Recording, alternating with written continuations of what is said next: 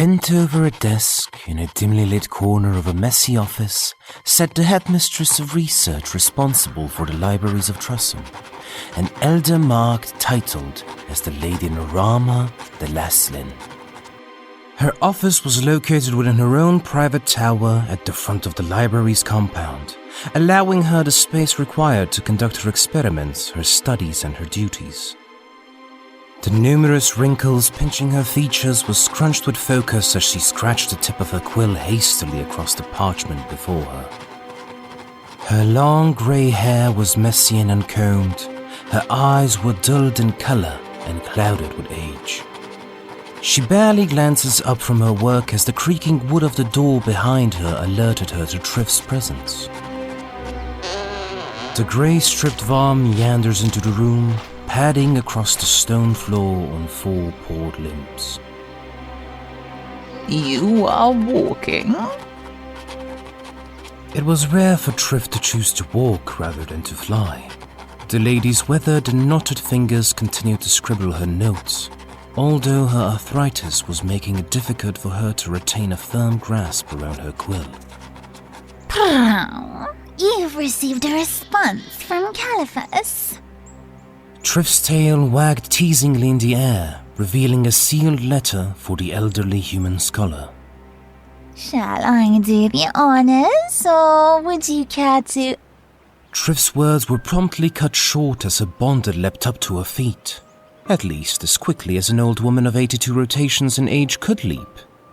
The mark shuffled across the room and snatched the letter from Triph's wagging tail. A response. Naraama's failing, clouded eyes stared intently at the small parchment that she held delicately between her fingers, as though it might crumble if she handled it too roughly. Anticipation and anxiety in equal measures brought a tremor to her hands. I wonder if they would deny me such a request.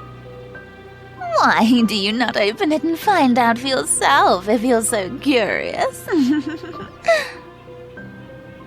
The Varm stretched out her wings and limbs as she stared coyly at her bonded, knowing full well that the old woman was needlessly torturing herself in that moment.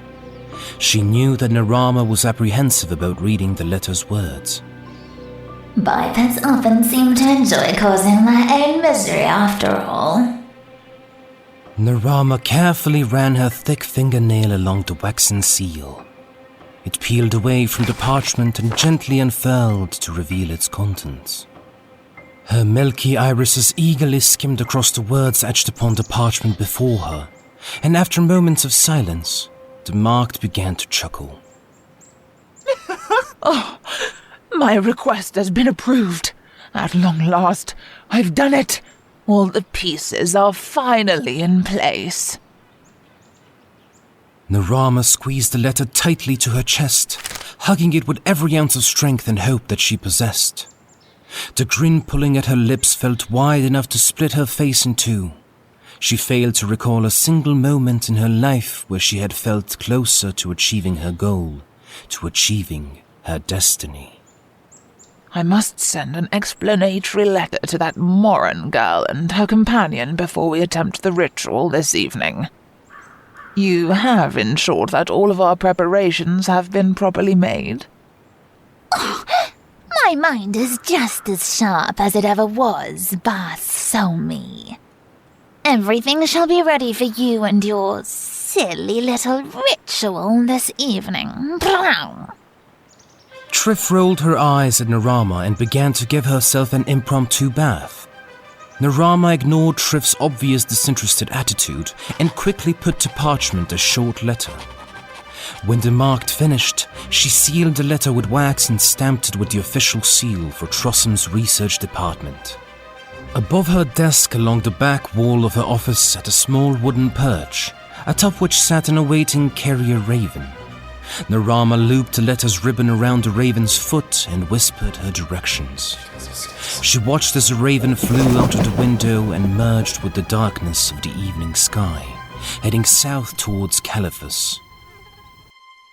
The nervous old marked glanced back at Triph, who still vigorously licked at the fur between her toes.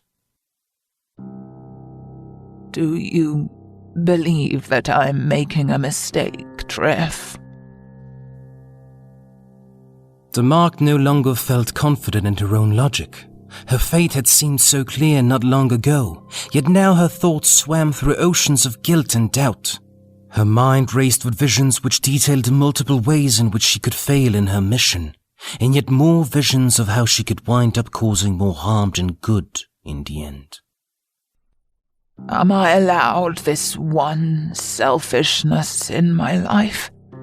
I have searched for so very long, and now have such little time remaining. Triph paused her impromptu bath mid-lick while she considered her answer. My interests lie purely in solving the mystery of the islands, not in your pathetic attempts to comprehend your familial history. I believe that it is a mistake to include untrustworthy strangers rather than informed and loyal allies. And I also believe that this ritual of yours could place our plans in jeopardy. But 'tis not my life, and in the end 'tis not my choice. I'm uncertain if we shall uncover anything, but I am certain that this will lead to endless hours of fun for me. Not to mention the tensions around here could further escalate any day now. This may be our last chance to find some answers, but the price that you wish to pay is too rich for my coin purse. Still, I say that we go for it. The Mark dropped her heavy head, cradling it with her weathered hands as she agonized over her dim options. From the courtyard below her window, the silence was broken by a disturbing conversation. Sir Amrie, good evening. Good evening, Sir Joris. Fancy joining me for this evening's round of rousing speeches to raise the spirits? I cannot. I have an early meeting with the city commander in the morning, and I still have not located the building in which I've been assigned a bunk for the evening. I apologize. It sounded as though you just admitted to being a supporter of Vulcan. You wish to leave the locals in low spirits? With lackluster morale? These are the words of a man with no faith or loyalty for his kingdom, willing to shirk his duties to the Titan gods who grant us our abilities to protect the innocent. It sounds to me like... No, of course not. I despise the Vulcanite. Of course, I shall be attending the gathering with you this evening, Sir Joris. It was simply a lapse in judgment due to the fatigue of travel. You understand? But of course you will. Only a Lodian spy would be made uncomfortable by participating in these joyous gatherings. Do people here need the morale boost? How else are we to charm more youth into our ranks to aid us in the defense of the kingdom? I look forward to seeing you there, Sir Amrie. Likewise, sir. The young knight said, ending the awkward conversation. A deafening silence followed, leaving Demarked with only her thoughts. Naraama shook her head vehemently as the twisting knot in her stomach deepened. The kingdom is at war with the Lode Empire, and on the brink of war with Bokken. Yet our own paranoia-driven, thinly spread men may prove to be far more dangerous if we try nothing. I have no choice then. I have made my decision. 'Tis time to go, Triph. The elderly woman rose with false bravado from her chair. Her voice, much like her emotions, were mixed and strained. Triph spread her wings and glided softly through the air, landing heavily upon her bonded shoulders. Naraama swallowed at the lump in the back of her throat, pausing to glance one last time around the office that had become her home. This is the last time that I shall see this place. It has served me well over the rotations, but once we leave this room, there shall be no turning back. No turning back at all.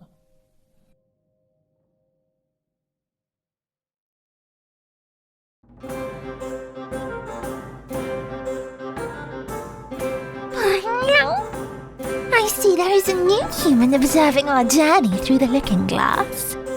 Perchance you plan on pawing the like button. That's right. Now paw at the subscribe button too. Ow. That's a good human. Smart human. Would the human like an extra treat today? Well, it just so happens that I've added a link to the description box for you that grants you magical passage onto our Patreon page. There you can join our fight against the evil forces of Bakken, and you shall gain access to our Patreon-only videos and content. Now, shoo, human, go away. I have bigger fish to fry. Shoo!